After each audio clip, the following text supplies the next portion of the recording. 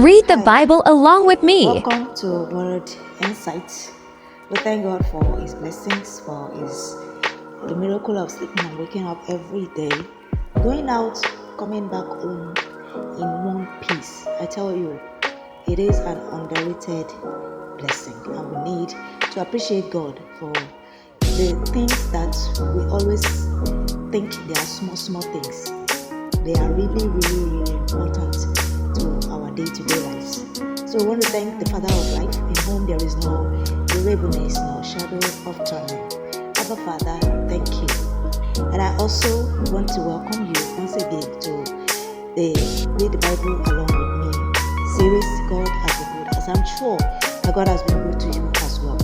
I want to urge us to keep the support coming in by doing the needful, by doing the usual, clicking the plus button, on our TikTok account, subscribing to our YouTube, liking, commenting, sharing, reposting, favoriting, and may the Lord of peace grant you peace in every area of your life. In Jesus' name. Now we are in the book of Job.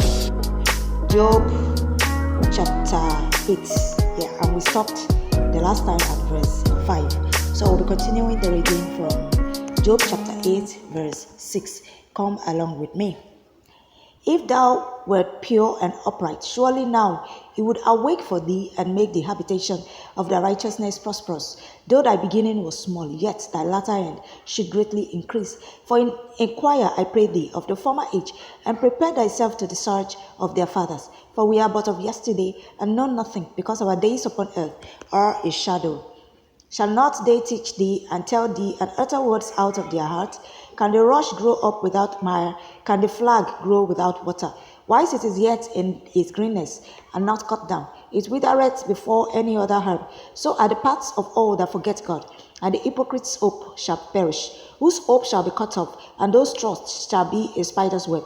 It shall lean upon his house, but it shall not stand. It shall hold it fast, but it shall not endure. It is green before the sun, and his branch shooteth forth in his garden. His roots are wrapped about the heap, and seeth the place of stones.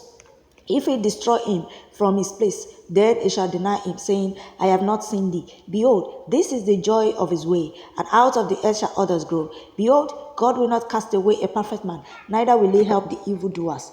Till he'll fill thy mouth with laughing, and thy lips with rejoicing. They that hate thee shall be clothed with shame, and the dwelling place of the wicked shall come to naught. Chapter 9. Then Job answered and said, I know it is so of a truth, but how should man be just with God? If he will contend with him, he cannot answer him 1 of 1,000. He is wise in heart, and mighty in strength, who hath hardened himself against him, and hath prospered, which removed the mountains, and they know not, which overturneth them in his anger, which shaketh the earth out of their place, and the pillars thereof tremble, which commanded the sun, and it riseth not, and sealeth up the stars, which alone spreadeth out the heavens, and treadeth upon the waves of the sea, which maketh Arcturus, Orion, and Pleiades, and the chambers of the south, which doeth great things past finding out. Yea, I wonders without number. Lo, he goeth by me, and I see him not. He passeth on also, but I perceive him not. Behold, he taketh away.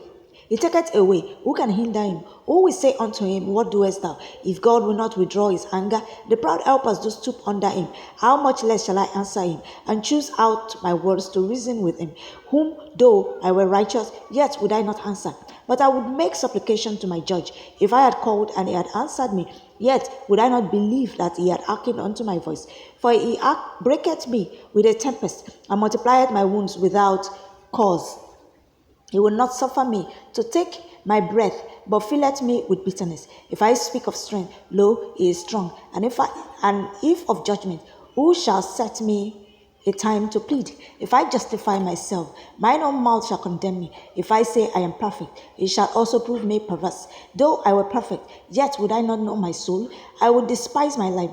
This is one thing, therefore I said it, he destroyeth the perfect and the wicked. If this scourge slay suddenly, he will laugh at the trial of the innocent. The earth is given into the hand of the wicked. He covereth the faces of the judges thereof. If not, where and who is he? Now my days are swifter than a post. They flee away, they see no good. They are passed away as the swift ships. as the eagle that hasted to the prey. If I say I will forget my complaint, I will leave off my heaviness and comfort myself. I am afraid of all my sorrows. I know that thou wilt not hold me innocent. If I be wicked, why then labor I in vain? If I wash myself with snow water, and make my hands never so clean, yet shalt thou plunge me in the ditch, and mine own clothes shall abhor me. For he is not a man as I am, that I should answer him, and he should come together in judgment. Neither is there any day's man between us, that might lay his hand upon us both.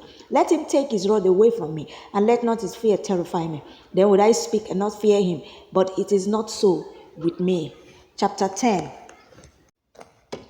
My soul is weary of my life. I will leave my complaint upon myself. I will speak in the bitterness of my soul. I will say unto God, do not condemn me. Show me whereof thou contendest with me. Is it good unto thee that thou shouldest oppress, that thou shouldest despise the work of thine hands, and shine upon the counsel of the wicked? As thou eyes of flesh, or seest thou as man seeth? Are thy days as the days of man? Are thy years as man's days? That thou inquirest after mine iniquity, and searchest after my sin. Thou knowest that I am not wicked, and there is none that can deliver out of thine hand.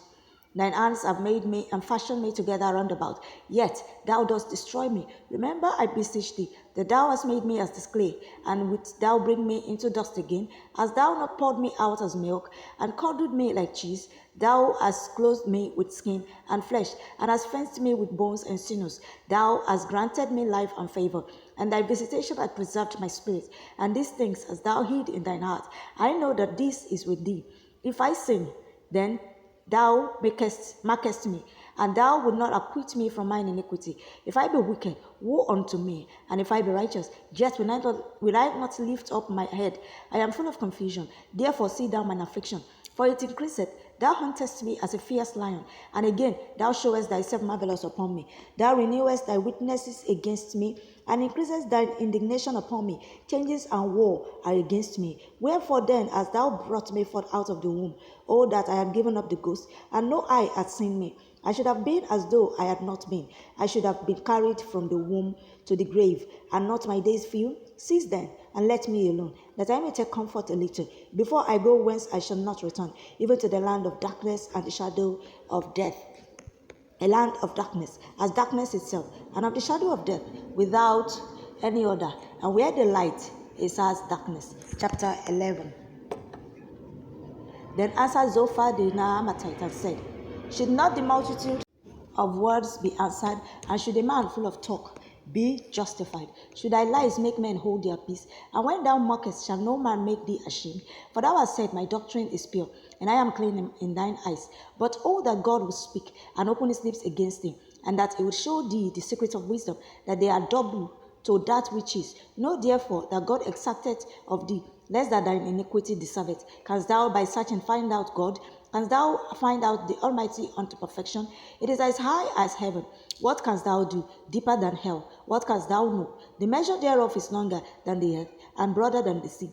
If he cut off and shut off, or gather together, then who can hinder him? For he knoweth vain men, he seeth wickedness also. Will he not then consider it? For vain man would be wise, though man be born like a wild ass's coat.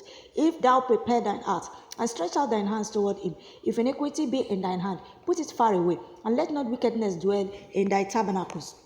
For then shalt thou lift up thy face without spot, yet thou shalt be steadfast and shalt not fear, because thou shalt forget thy misery, and remember it as waters that pass away, and thine age shall be clearer than the noonday. Thou shalt shine forth, thou shalt be as the morning, and thou shalt be secure, because there is hope. Yea, thou shalt dig about thee, and thou shalt take thy rest in safety. Also thou shalt lie down, and none shall make thee afraid. Yea, many shall make suit unto thee, but the eyes of the wicked shall fail, and they shall not escape, and their hope shall be as the giving up of the ghost. I think we should stop here for today. I know we still have some time left, but we'll continue from chapter 12 tomorrow by the grace of God. God bless you. Have a nice day ahead. Bye.